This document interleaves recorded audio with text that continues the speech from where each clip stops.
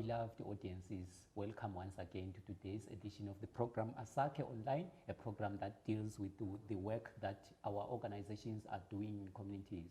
Once again, today we are back at Nhimbe Trust and we're exploring yet another yet another project that the organization does. It's called Relinking Communities Through Culture. And today we have some of the beneficiaries that have so far benefited from the project. Welcome, introduce yourself, who you are and how the project that you've benefited from. I'm Bakidzanani Dube. I'm from Ngoma Ingoma, which is a band from Bulawayo, supported by Nhimbe Trust. So tell us, how have you benefited from Nhimbe Trust so far as a musical band? As a musical band, we've benefited so much from Nhimbe Trust. Nhimbe Trust has helped with the voice and platform for our art. It has helped us even financially with things that aren't easily reached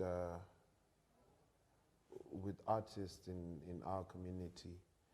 We're very grateful, and we managed to do our recording and launch, assisted by Nhimbe Trust, and it's been very great. I'm supposed to say, yeah. So looking at how your music has been received by the communities around the city, what can be your comment? How have the communities reacted to your music? The community has responded well to the music. The music is for the people, and it addresses issues that the society faces every day. It's music that is very relatable and that also gives hope to the community in general, and entertainment, and also for the music aspect as a whole. This project is an attempt to take our local music to greater heights. So it's been very beneficial to the community and also to us as the musicians to receive such a platform and support. It's amazing. Maybe taking you back a little, talking about the background to your band. What is it exactly that inspired the formation of your band, and how did you form it, and who were you with as you formed the musical band? This band is based on an outfit called The Outfit, which is a music group which has done music for over 10 years now in this city. We've done collaboration acts, we've performed as backing bands for the BAA Awards for artists. We've performed alongside several artists in this country. And now with this project, we wanted to focus on original Zimbabwean music and take it from where it is and try and just take it a step higher. Experimental, yes, but hoping, as I'm saying, to just take it to the next level from where the previous generation left it. So we got to call in other people, Deluxe, Luke Kamanga, who plays mbira and vocals.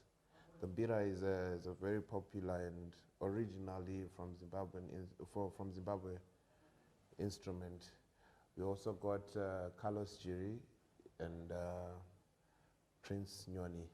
So together we came and just started creating music with a serious backbone of Zimbabwean music, hoping also to spread good messages through that music and affect the community in a good way. Yes, maybe talking about what you've just raised, you talked about the original Zimbabwean music. Maybe before the viewers of this program, tell us about what is it that you call original Zimbabwean music? The original Zimbabwean music dates far back. There's a time I visited Great Zimbabwe, and they'll talk about stuff like ngomas. This group is called Ngoma Ingoma. The ngoma was used for music. It was used for even messages. You could send a message from the high mountain through a drum, and people would know that we're supposed to go for a meeting at the king's place. You know, it was for sending messages. It was for entertainment. That drum really carried a lot. That drum evolved, and the electronics started coming in, electronic guitars, mbira that we talked about, hand clapping in music. It's just a very wide range of music. It's further developed. We've got music as well from Matebele land, which the Mbakangas, you know, like music that is easily relatable to this country and this side of the world. That's the music that we talk about when we talk about Zimbabwean music. It has developed. Thomas Mapfumo, Oliver Mtukudzi, they incorporate it into the electronics, guitars and all that, but when you listen carefully, it still has that foundation. And it's up to us now as the current generation to take what was made and give our own view of the music, our own versions, and take it further. And we're hoping that also the next generations to come will pick it from what we're doing now and continue excelling in our original music and the potential it has. Yes, now having highlighted that, maybe let me also now come to focus especially on the band. Let's look at the period before you came, you were taken aboard by Nhimbe Trust, or before you involved in Nhimbe Trust. What were some of the challenges that we're experiencing during that period of time? We wouldn't personalize this. We'd just say it's challenges faced across the whole music sector. The whole system has collapsed. The structures whereby you have the recording, the recorder. Then we had grammar, we had, you know, such studios that would pick people and say, you know what, we can record this and take it further, are long gone, and now people record far expensive, and now the cost to record is on the artist himself.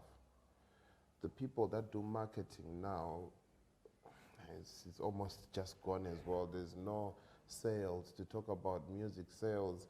Back then there was Spin Along and, you know, a couple of other establishments that would sell music, which now are not there. So everything now comes onto the musician to facilitate your own rehearsal, to facilitate the recording, to facilitate the marketing, to facilitate the publishing of that work, and you know, so without any support, really, a whole lot of talent is lying dormant. There's nothing you can do now. Imagine when there's someone that's got the right songs and writes everything, but they don't have the access to. So we talk about Nhimbe Trust, and we see assistance like that coming to people who don't have access to such. It's an honor, really, and as I'm saying, in this system, which is now not functional, Nhimbe Trust is something that can help people to go through that whole process and come out with a product like this one. So maybe looking at the journey that you have come through as a group, as a musical group, maybe as well linking that to the role of civil society organizations in assisting that. What is your message, therefore, to other artists out there in relation to the civil society organizations? What should they do? I think they should work hard and approach such society with material. It will be of help to so many artists who have been dreaming of opportunities, who have been waiting for a day where they think things will happen, but they don't happen. It will be of benefit to such people. Yes, I think so. I think it will be of very great help. Yeah, and it would be very good for our music. So maybe before we cue out in this interview, what is your general message first to Nhimbe Trust and other CSOs, organizations that are helping artists, and to artists and as well as the viewers of this program today? What would be your message to them? I'll start with the viewers. I would thank you for watching this program, and I thank you so much. The appreciation is beyond what words could say. And to CSOs, particularly Nhimbe Trust, we're so grateful for the opportunity, we're so grateful for the support, and it's overwhelming. There's so much that we dreamt maybe would be possible or wouldn't be possible, but with such organizations, it has been a breeze. We just worked on our art, and you know, everything else was sorted. Come guys, let's take this to the people, let's take this message to the culture. You know, it speaks so much to the culture, it speaks so much to the people. It even revives like so much that has been lost in terms of our music, and all that. We're so grateful for such input into our careers. Yes, I think that's what I would say to CSOs, and particularly, as I'm saying, Nhimbe Trust on this one. Thank you so much Yes. for your time. All right, thank you, sir. Exploring the project Relinking Communities Through Culture, and we have just been speaking to Mr. Chauke, a leader of Ngoma Ingoma Band, and with me this time around I have Sam Swela, one of the band members. Welcome, Sam. Thank you. How are you, Bakidzanani? I'm okay, and you? I'm all right. Thank you. Yeah. Could you just briefly tell us about some of the songs that Ngoma Ingoma Band have composed so far? All right. I'm going to talk about a song called Amalobolo. It's on the album. So Amalobolo talks about the African culture of marrying a woman. So there's a prize, they call it a bride prize. Sitting Amalobolo. So a prize we are in form of inkomo. Abanye bayenza maybe if you have the land, you can pay that price, maybe in land or anything that you have. These days with imali, so people use imali. So I'm talking about I'm the one that wrote the song. So there I was talking about the price in form of a cow. So basically it's a culture in Zimbabwe across all tribes our Zimbabwe, I should say. Different, but so far from what I know, people pay income. But these days they convert, of course, by imali income. By is imali, maybe they charge you income one imali. So on that song, basically I'm speaking about umchato. Yeah, it's a very happy song. Yeah. So, really looking at this very interesting song, Amalobolo, what had come into your mind that led you to craft it, to write it? Initially, I actually thought about it and sat down and I want to write a wedding song.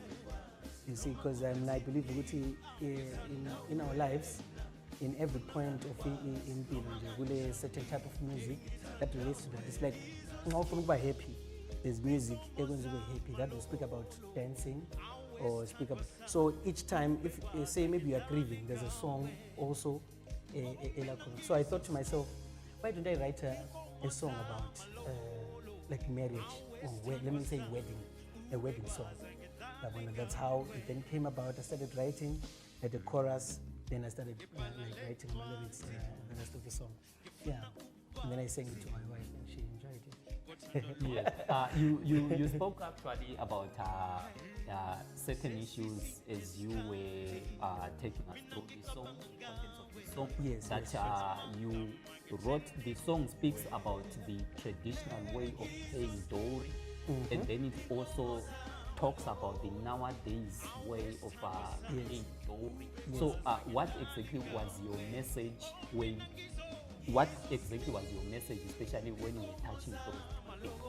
Okay. The way I structured the song is it's more on a, I would say on a personal kind of a way. It's like someone speaking, maybe telling a lady ukuthi ngizozikhipha inkomo zamalobolo ubekwazi angidlale nawe. So it's like someone who's saying, yes, we've been dating and all, but khathesi ngifuna ukuthi sibe ngathi serious. So ngizozikhipha inkomo zamalobolo. So that's where I was in terms of the structure of the song.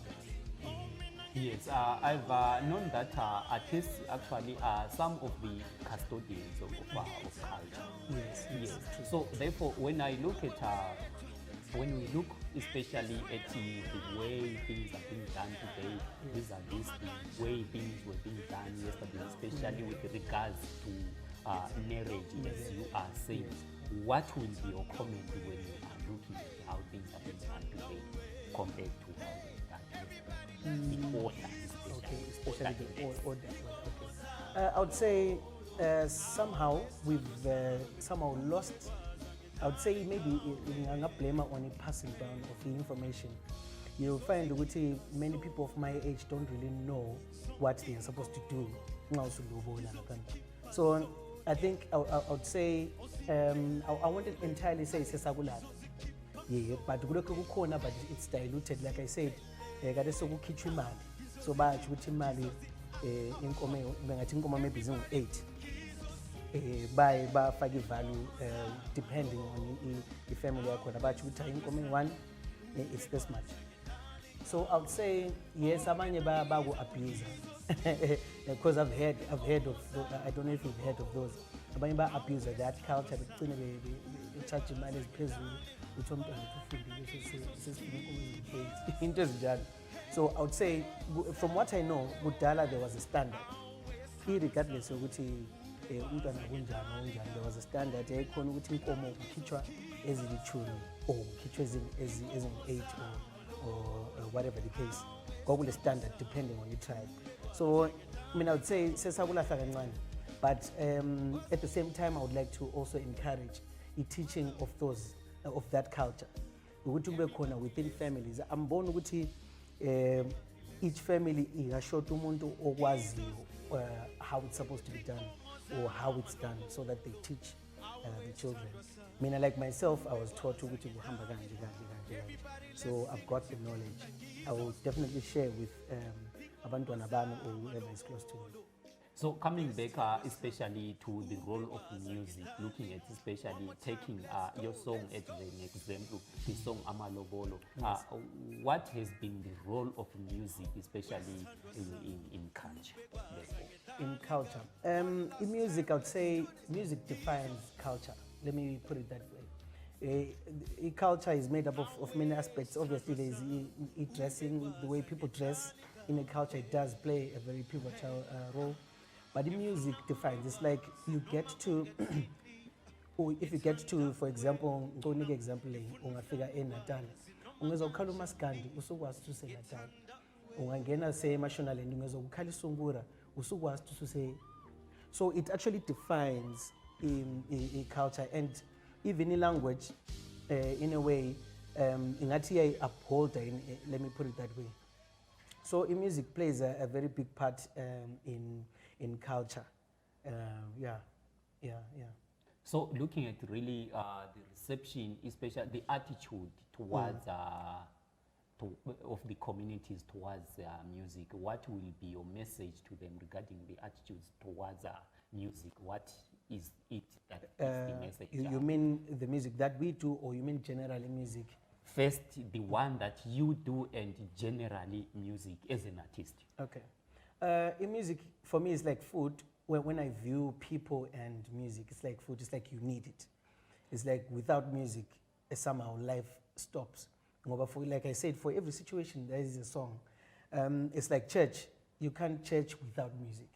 You can't do a wedding without music. So I would say, first of all, with the music that we do, the community has really received it well. And bayathanda music esiyenzayo because somehow it relates to life yabantu, just day to day living. And then I would say, sesibala now generally, I would talk about Zimbabwean music. People do listen to Zimbabwean music a lot. And of late, radio stations have been really playing local music so much. And people, they love music as artists. Now in Kulma generally, yeah. So I would say, so far so good. Obviously, I won't say ngithi was satisfied, that's it. Obviously, there's another level. Because kulama artists amaningi music yabe ngafikiyo to the people.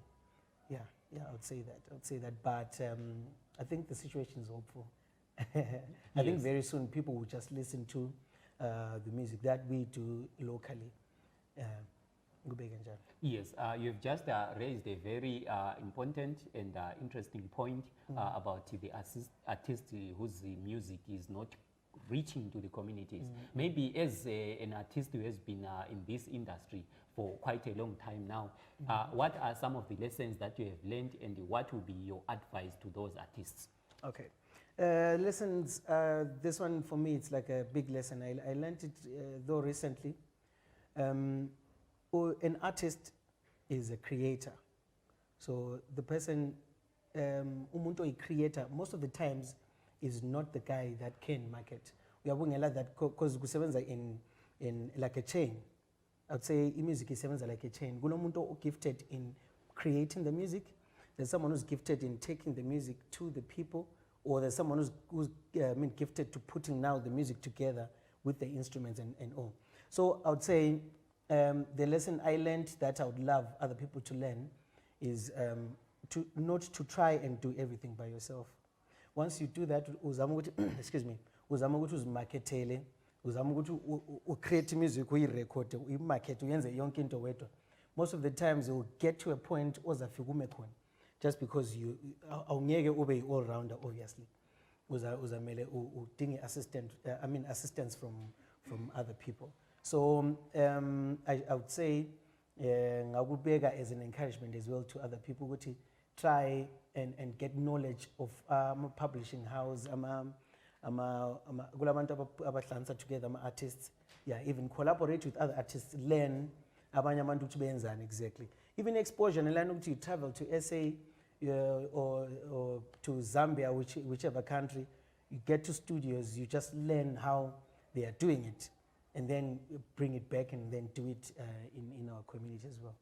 Maybe finally, what is it that you owe to your band, as well as the organization that has sponsored your band? What are the credits that you have for them? Or as in, may I please understand? Yes, I mean, how do you think, how have they been valuable to your band, as well as the organization Nhimbe Trust? Ngingatsho njengoba ngitshilo just from the previous question ukuthi into leyisebenza as a chain, and I believe ukuthi Nhimbe Trust has now come and completed that chain in a way now for it to start moving. So Nhimbe Trust came financially, so I chain line is complete now. The music now can move to the people. So I would say, mina as a creator, as a songwriter, as a singer, I owe, like you said, to those people, I bring more creative stuff that they can now take to the next level. Yeah, even to the band, make sure to and then they can take it to another level. And then we influence the community. Thank you so much. Thank you very much. You're welcome. Nice. My name is Blessing Elobuzalo, but I'm probably known as Tot. That's the name I think people know mostly. Yeah.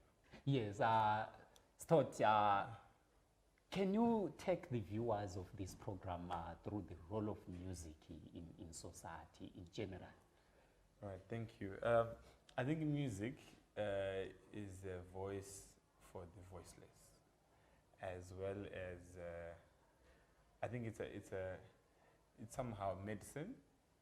It works in so many spectrums. It can be medicine. It can be something to use to be happy. It can be something used to be sad. You know, it works across so many platforms. But I think at most it's just a voice for the voiceless. Yes. So looking at the role of Ngoma Ingoma Band, especially in communities, different communities where your music as a band have reached, where do you place yourself as a band? I think our band has very wide use for music with the community. Some of the reasons we came together was to actually be able to spread across our music to different people. So we have songs in different languages, particularly Shona, Ndebele, and English. So we want to somehow cut across the diverse cultures we have within the one culture of our country, and even abroad, to just say, if we're going to talk about being happy, this is what we're talking about. If we're going to talk about love, this is what we're saying about love. We want to talk about unity, this is what we're saying about unity. So basically that's what I can say about our role as Ngoma Ingoma in the society. So maybe looking at, you say that you have many different songs in many different languages, ethnic languages that are found in this country. Yes. Why did you decide to compose your songs in such languages? Primarily, I would say we were looking at being original. It's always best to express yourself in your original self. So we are more Shona and Ndebele English than anything else, even though our nation has got a couple more languages, but that's our strength and that's what we grew up listening to and learning. So that's why we majored on those languages. So maybe looking at as a band, which are some of your songs that you have composed as a band? Okay, there's quite a couple that speak to society in general. Personally, I like a few songs. I'll just list them. There's xenophobia, which is a term that I'm sure Zimbabweans know a lot, to do with I can't call it racism, but I think at a shallow level I'll just call it racism. And then we have Masango.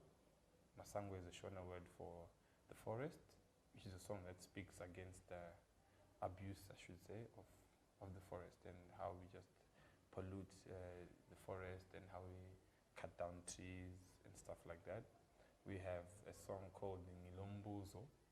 That's a developed term for I have a question. Basically, it's talking of unity. So you can see that's quite diverse, but we're bringing it together in different languages. So xenophobia has got an element of English.